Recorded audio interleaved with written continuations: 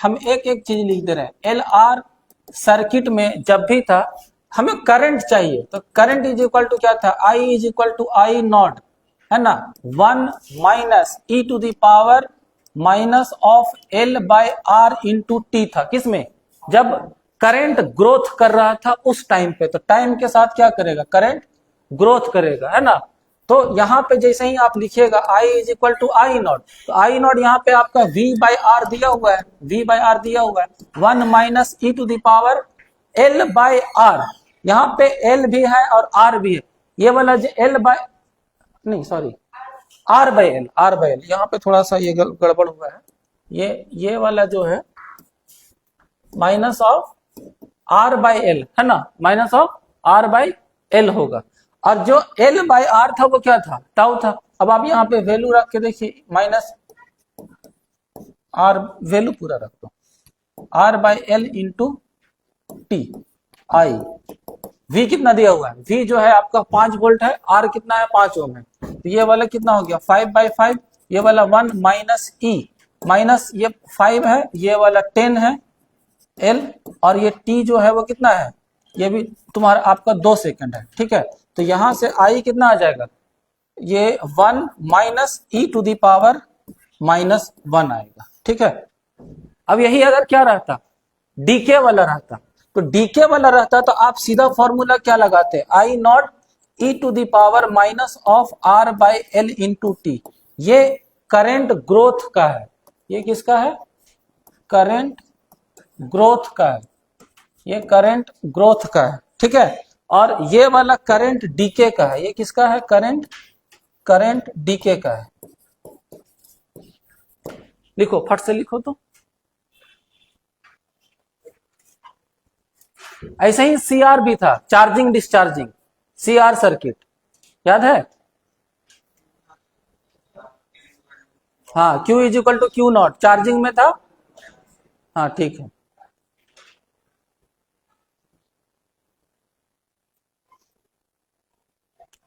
हो गया, इधर पे हम चार्जिंग और डिस्चार्जिंग इसका सीआर का भी लिख दे रहे हैं, एक जगह पे रहेगा।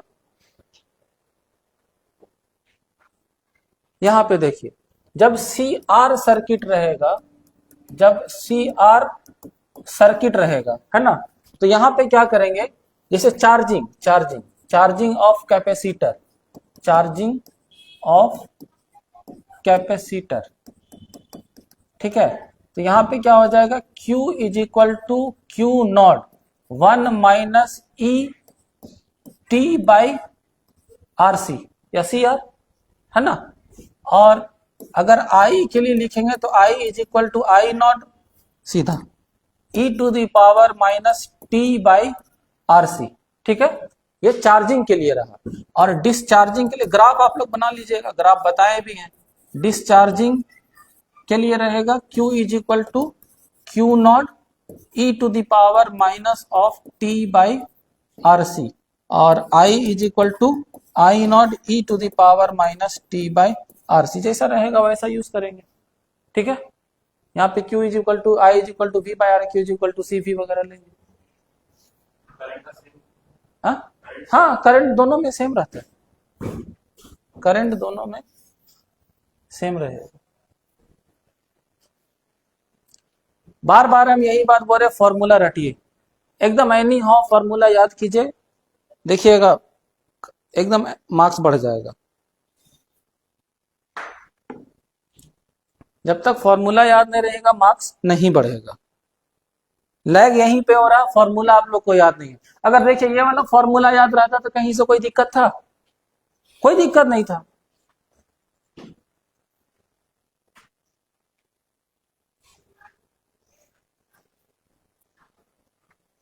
जिस भी स्टूडेंट का मार्क्स नहीं आ रहा, फॉर्मूला पे ध्यान दीजिए, देखिए इंशाल्लाह बढ़ जाएगा मार्क्स। रीजन यहाँ पे यही हो रहा, 3-4 दिन एकदम टाइम लगाइए कंप्लीटली, और इसको भी एकदम 100% फॉर्मूला को ठीक कीजिए।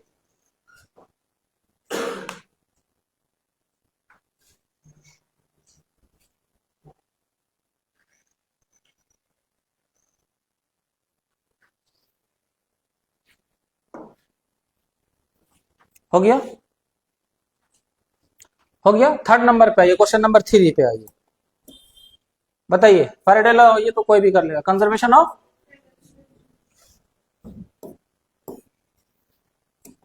चलिए खत्म हुआ। क्वेश्चन नंबर 4 कीजिए, ये तो आप अपने कर लीजिएगा। A solenoid has 2000 ton wound over a length of 0.30 meter, है ना। The area of its cross section is इतना, around its central section a coil, मतलब ये वाला, ठीक है। अच्छा सोलेनॉइड है, इज wound, क्या,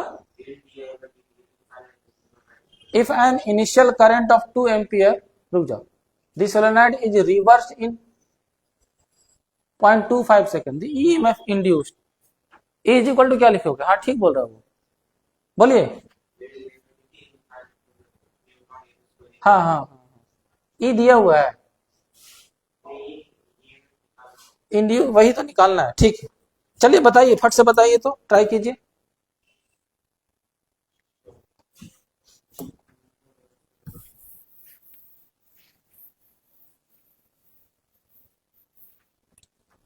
बताइए कितना आ रहा। सीधा सीधे लिखिएगा sir, E is equal to कितना लिखिएगा, L D I by D T, है ना। आपको E चाहिए L, तो L याद है सोलेनाइड के अंदर जो एक और सोलेनाइड करवा के बताए थे, है ना। तो L जो आया था, L ये वाला, ये कितना था, म्यूम नॉट N1 N2, और एरिया था, बाई लेंथ था, ये लेंथ है, ये नहीं तो था, है ना। और यहां से आप D I by D T निकालिए पहले। Sir D I by D T, तो D I by D T कितना होगा बोलो तो। ये बोला है कि देखिए क्वेश्चन पढ़िए तो समझ में आ जाएगा। D I by D T, तो जैसे 2 एम्पियर करंट है और solenoid of 2 ampere A in the solenoid is reverse, मतलब एक अगर ऐसे जा रहा है तो दूसरा 0.25 सेकंड में क्या हो गया, रिटर्न हो गया। तो डी आई जो हुआ 2 माइनस माइनस 2, यही हुआ ना। तो जो डी आई हुआ ये 2 प्लस 2 हो जाएगा, और डी टी कितना दिया हुआ है, 0.25 सेकेंड, 0.25 सेकेंड निकाल दीजिए, खत्म बात। 4 बाई 0.25, यहाँ 100 लगा दीजिए, और ये 25 चौके 100 हो गया, और D I by D T का वैल्यू कितना हो गया, 16 हो गया, है ना। तो आपको ई चाहिए, एल का वैल्यू यहाँ पे रख दो sir, mu naught N1 N2 pi R square by ये वाला L हो गया, और ये वाला 16 हो गया। सारा वैल्यू दिया हुआ है, कैलकुलेशन है, हो गया।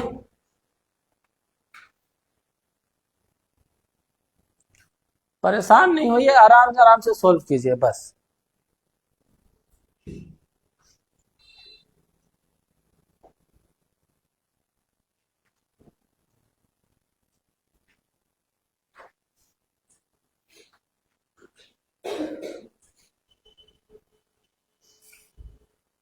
कर लोगे, आगे बढ़े, है ना, कैलकुलेशन कीजिएगा, ठीक है। क्वेश्चन नंबर 5 पे आइए। क्या बोला थी, total charge induced in a conducting loop when it is move in a magnetic field depend only, बोलिए क्यू, क्यू निकालना है, किस पे डिपेंड करेगा, rate of change of magnetic, on क्या लिखा, ऑनली होगा, है ना। ये एक्चुअली ऑनली लिखा हुआ होगा, है ना, ये ऑनली होगा। Total change in magnetic flux and resistance क्या निकालने के लिए बोले, चार्ज बोला था, Q is equal to I T. अरे क्यू इज इक्वल टू क्या लिखिएगा, आई टी, और आई इज इक्वल टू क्या लिखिएगा, 1 by R D five by D T, है ना।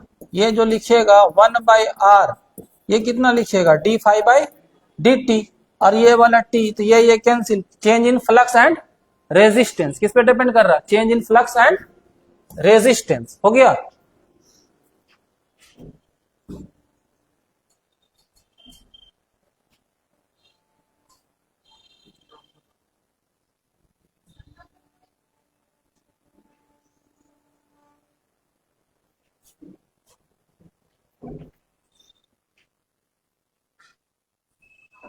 हो गया, ठीक है।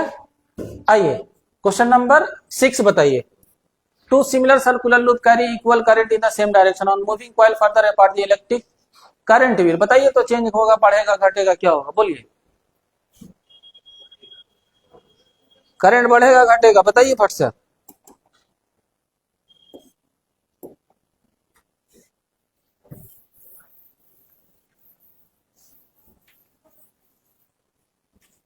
क्या लगता है बोलिए।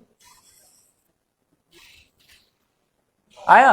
इंक्रीज डिक्रीज क्या हुआ, इंक्रीज। देखिए जिसको नहीं समझ में आ रहा आइए,